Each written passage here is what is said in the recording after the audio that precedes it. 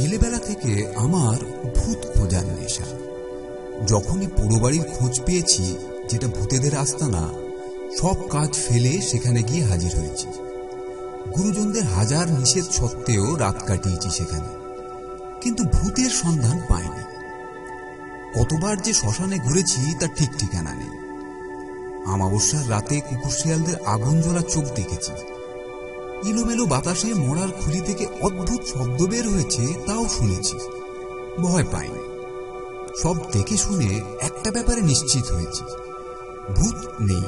ভূতের কাহিনী মানুষের কল্পনা। যারা বলেছেন স্বচক্ষে ভূত দেখেছেন, তারা নিছক চোখের ভুলের শিকার হয়েছে। সভা সমিতিতে, বন্ধু বান্ধবের আসরে সরবে ঘোষণা করেছি, যে যাই বলুক ভূত টুত নেই। প্ল্যানচিট একটা নিছক ধাপ্পাবাজি। ঠিক এমন সময় চিঠি এলো। চিঠিটা লিখেছে শৈলেন, আমার কলেজের অন্তরঙ্গ বন্ধু শৈলেন দাস। শৈলেনও আমার মতো বিশ্বাস করত ভূত নেই। ভূতের নিবাস মানুষের অলস মস্তিষ্কের এক কোণে। চিঠিটা খুব ছোট, মাত্র লাইন দুয়েকের। যদি ভূত দেখতে চাও, অবিলম্বে ঘাটশিলায় আমার কাছে চলে এসো, শৈলেন। শৈলেনের সঙ্গে কলেজ ছাড়ার পর আর বিশেষ দেখা হয়নি। অন্য বন্ধুদের কাছে শুনেছিলাম সে আমলকি আর হরিতকির ব্যবসা করে। ঝাড়গ্রাম না ঘাটশিলায় কোথায় রয়েছে। চিঠি পেয়ে বুঝলাম শৈলেন ঘাটশিলায় রয়েছে। হয়তো ভূতটুত সব বাজে কথা। আমাকে তার কাছে নিয়ে যাবার জন্য ভূতের অবতারণা করেছে। জানে এমন করে লিখলে আমি না গিয়ে পারবো না। কলেজে অধ্যাপনার কাজ, বছরের মধ্যে ছুটি বেশি। পুজো পার্বণ, গরমের ছুটি তো আছেই। এছাড়া অন্যান্য উপলক্ষে কলেজ প্রায় বন্ধ থাকে। ঠিক করলাম দিন 7 ছুটি নিয়ে ঘাটশিলায় চলে যাব। পুজো কেটে গেছে, বাতাসেও একটা শীতের মিশেল। এই সময় ঘাটশিলার জল বাতাস ভালো, কড়া শীতও পড়েনি। ভূতের সন্ধান না পাই, স্বাস্থ্যটা ফিরিয়ে আনতে পারবো। যেই কথা সেই কাজ।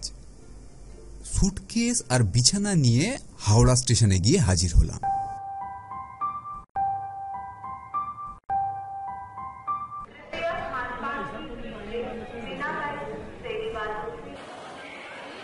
ট্রেন ছাড়ার দেরি ছিল।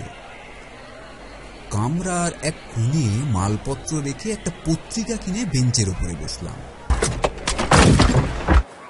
একটা গল্পের লাইন দুয়েক পড়েছি।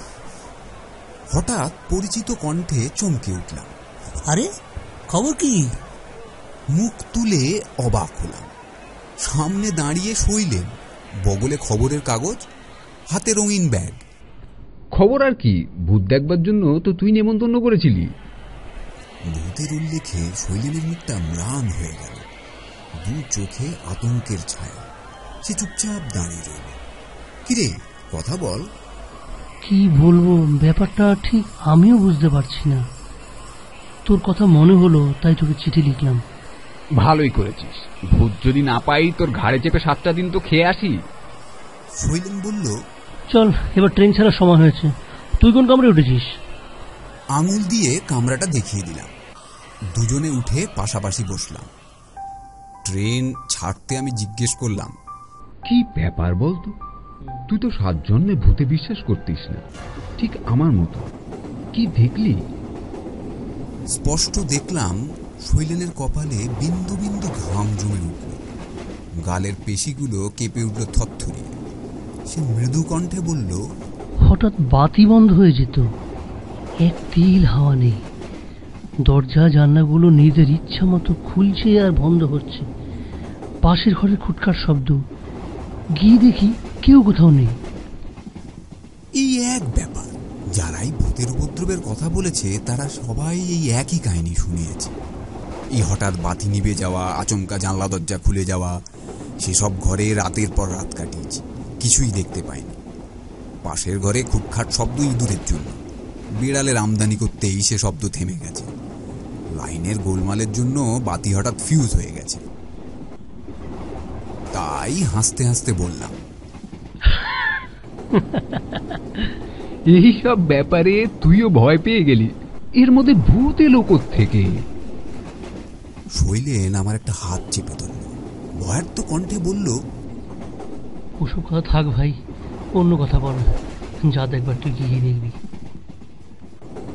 কাজেই অন্য কথা পারলাম, শৈলেনের ব্যবসার কথা। তারপর তোর ব্যবসা কেমন চলছে বল। শৈলেন বলল, প্রথম প্রথম তো বেশ ভালোই চলছিল। আমলকি আর হরিতে কি কোনোটাই কিনতে হতো না। ট্রাক নিয়ে জঙ্গলে গিয়ে সে পেনে নেওয়া, তারপর সেই ট্রাক বড় বাজারে নিয়ে আসা। ইদানিং ভারী মুশকিল হয়েছে। কি মুশকিল? যারা সব জঙ্গলে ইজারা নিচ্ছে তারা জঙ্গলে ঢুকতেই দিচ্ছে না। আমলকি হরিতকের চালান তারাই দিয়ে দিচ্ছে। কিনতে গেলে এমন দর হাঁকছে যে আমার পোষায় না। তাহলে কি করবি? ভাবছি অন্য ব্যবসা করব। কি ব্যবসা? ঠিক করিনি, তুই চল, দুজনে বসে ঠিক করা যাবে। তবে ঘাটশিলায় আর নয়। কেন? না ভাই, ঘাটশিলায় আর থাকতে পারবো না। মানে থাকতে পারবো না, অন্য কোথাও যেতে হবে। তারপর আর বিশেষ কথা হলো না। দুজনে দুখানা পত্রিকা নিয়ে ব্যস্ত হয়ে পড়লাম। খেয়াল হলো খড়গপুর স্টেশন আসছে। শৈলেন বলল, তুই বস, আমি একবার খাওয়ারের চেষ্টা করে দেখি। শৈলেন নেবে যেতেই কামরার চারদিকে নজর দিলাম। ভিড়ে আমার চিরকালের ভয়। এই ভিড়ের ভয়ে বাইরে বের হওয়া প্রায় ছেড়েই দিয়েছি। ঘাটশিলা চলেছি তাই প্রথম শ্রেণীতে, কিন্তু প্রথম শ্রেণীও একেবারে খালি নয়। 4 জনের জায়গায় 6 জন বসেছি। সকলের টিকিট আছে কিনা কে জানে। আজকাল তো টিকিট না করাই রেওয়াজ হয়ে দাঁড়িয়েছে। বাইরে দৃষ্টি দিলাম। খড়গপুর স্টেশন বদলায়নি। খড়গপুরে এসেছিলাম বছর 5 আগে। খড়গপুরে ঠিক নয়, খড়গপুরে নেবে দীঘা গিয়েছিলাম বাসে। স্বাস্থ্যের কারণে নয়, ভূতের সন্ধানে। কে একজন খবর দিয়েছিল সমুদ্রের ধারে এক পরিত্যক্ত বাড়িতে ভূত থাকে। সন্ধ্যার অন্ধকার নামলেই নানা রঙের আলোর রেখা বাড়ির মধ্যে নাচতে থাকে। বাইরে সমুদ্রের গর্জনও সেই সময় নিস্তব্ধ হয়ে যায়। সেই সব আলোর রেখা যা দেখবার দুর্ভাগ্য হয়, তার মাথার গোলমাল হয়। খবর সংগ্রহ করে জেনেছিলাম কি একটা লোক সম্পত্তির লোভে কাকে যেন গলা টিপে এই বাড়িতে দম বন্ধ করে মেরে ফেলেছে। সেই লোকটিও আর ফিরতে পারেনি। যতবার বেরোতে গেছে রঙিন আলোর রেখা তার পথ আটকে ধরেছে। শুধু আলোর রেখাই নয়, সঙ্গে একটা করুণ আত্মস্বর। লোকটির মস্তিষ্ক বিকৃত হয়েছিল। অজ্ঞান অবস্থায় লোকেরা তাকে বাইরে নিয়ে আসে। জ্ঞান হলে তার কথাবার্তা শুনে রাঁচির হাসপাতালে পাঠিয়ে দেয়। সেখানেই কিছুদিন পরে লোকটির মৃত্যু হয়। সন্দেহ নেই খুব জমজমাট গল্প। আমি গিয়ে 7 দিন ছিলাম। রঙিন আলো তো দূরের কথা, কোনো আলোই দেখতে পাইনি। শুধু ভাঙা ছাদের মধ্যে দিয়ে সমুদ্রের ঝোড়ো হাওয়া হু হু শব্দে বইত। সেই হাওয়ায় জরাজীর্ণ বাড়ির পলেস্তারা ঝুপঝাপ খসে পড়ত। দীঘার ভূতের ব্যাপারে নিমগ্ন ছিলাম। খেয়াল হলো ট্রেন নড়ে উঠতে। তাই তো, ট্রেন ছেড়ে দিল, অথচ শৈলেন কোথায়? শৈলেন না উঠতে পারলেই তো মুশকিল। এই প্রথম মনে পড়ল শৈলেনের চিঠিতে কোনো বাসার ঠিকানা ছিল না। অবশ্য তাতে খুব অসুবিধে হতো না। ঘাটশিলা এমন একটা বড় জায়গা নয়, সেখানে বাঙালিও কম নেই। তাদের কাছে শৈলেন দাসের আস্তানা পাওয়া দুরূহ হতো না। একটু পরেই শৈলেন এসে দাঁড়ালো। কিরে, ট্রেন ছেড়ে দিয়েছে, কোথায় ছিলি? একেবারে গরম ভাজি আনতে একটু দেরি হয়ে গেল, ছুটতে ছুটতে হাতল ধরেছি, নে খা। শৈলেন প্রচুর গরম লুচি এনেছে, লুচি আর তরকারি। খাওয়ার পরে ভরপেট বেশ একটা ঢুলো নিয়ে এলো। যখন চোখ খুললাম তখন ট্রেন ঘাটশিলা স্টেশনে ঢুকেছে। বেশ লম্বা একটা ঘুমিয়েছি। চোখ চেয়ে দেখলাম পাশে শৈলেন নেই। বগলে বিছানা, হাতে সুটকেস ঝুলিয়ে তৈরি হয়ে নিলাম। একটু এগোতেই দেখলাম শৈলেন দরজার কাছে দাঁড়িয়ে আছে। স্টেশনে নামা গেল। বেশ কনকনে ঠান্ডা বাতাস বইছে, পাহাড়ি ঠান্ডা। স্টেশনের বাইরে আসার পর শৈলেন বলল, তুমি এখানে দাঁড়াও, আমি একটা টাঙা ডেকে আনি। এখান থেকে বেশ দূর, রুক্মিণী দেবীর মন্দিরের কাছে আমার ডেরা। শৈলেন সিঁড়ি দিয়ে বাইরে নেমে গেল। আবছা অন্ধকার, তার মধ্যে দিয়ে দেখলাম প্রচুর টাঙা গাদাগাদি করে দাঁড়িয়ে আছে। গোটা দিনের ট্যাক্সিও আছে। 10 মিনিট, 15 মিনিট, 20 মিনিট কাটল, শৈলেনের দেখা নেই। আশ্চর্য, টাঙা রাখতে এত দেরি হবে কেন? আধ ঘন্টা কাটবার পরে বিরক্ত হয়ে মালপত্র নিয়ে বাইরে এসে দাঁড়ালাম। একজনকে জিজ্ঞেস করলাম, দেবীর মন্দির চেনো? আজ্ঞে হুজুর, बैठिए। টাঙ্গা চালক হাত থেকে বাক্স বিছানা নিয়ে পাদানিতে রাখল। দরদস্তুরও করতে দিল না। উঠে বসলাম। শৈলেনের অদ্ভুত আচরণের কোনো অর্থ খুঁজে পেলাম না। এ ধরনের রসিকতা অভদ্রজনিত, সেটা দেখা হলে বলে দেব। বেশ অনেকটা পথ, ঝাঁকুনিতে কোমর ব্যথা হয়ে গেল। টাঙ্গাওয়ালাকে যখনই জিজ্ঞেস করি আর কত দূর হে, সে বলে, आ गया हुजूर। অবশেষে মন্দির নজরে এলো। তার কাছে একতলা একটা বাড়িও দেখতে পেলাম। কাছে যখন আর কোনো বাড়ি নেই, ওটাই তখন শৈলেনের আস্তানা হবে। হাত দিয়ে ঠেলতেই দরজা খুলে গেল। তার মানে দরজা ভেজানো ছিল। ভিতরে জমাট অন্ধকার। সুটকেস খুলে টর্চ বার করলাম। আমাকে ভয় দেখাবার জন্য শৈলেনের বদমাইশি। আগে ভাগে চলে এসে বাড়ির মধ্যে ঢুকে কোনো ফন্দি আঁটছে। ঘরের কোণে টর্চের আলো পড়তেই চিৎকার করে উঠল।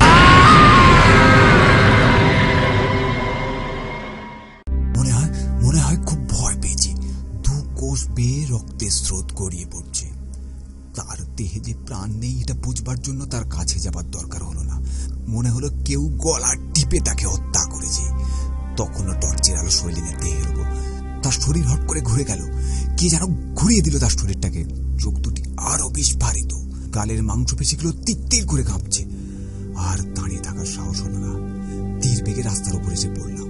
ঠিক সেই সময় রাস্তা দিয়ে একটা মোটর ছুটছিল। আর একটু হলে মোটর তলায় পড়তাম। চালক ক্ষিপ্র হাতে মোটর থামিয়ে জিজ্ঞেস করল, এ কি পাওয়ার মতো ছুটছেন কেন? চাও পড়তেন যে?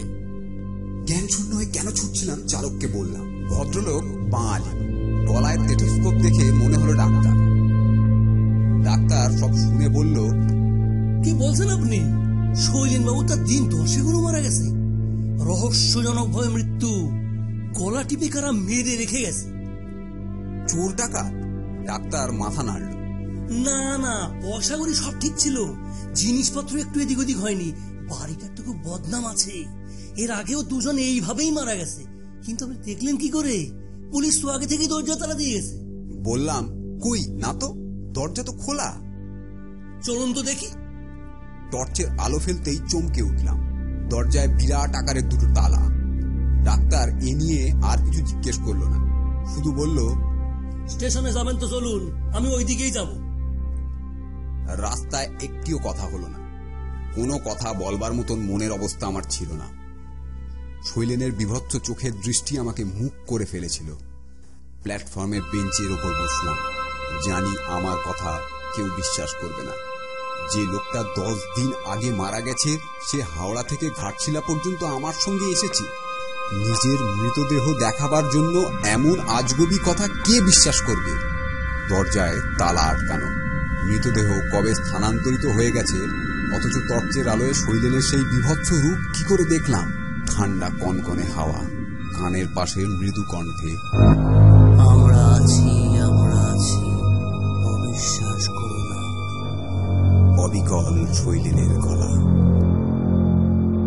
গল্পটি ভালো লাগলে অবশ্যই লাইক দেবেন। আপনার মতামত জানাতে পারেন কমেন্টস করে। আমাদের চ্যানেল সাবস্ক্রাইব করুন পরবর্তী গল্প শোনার জন্য।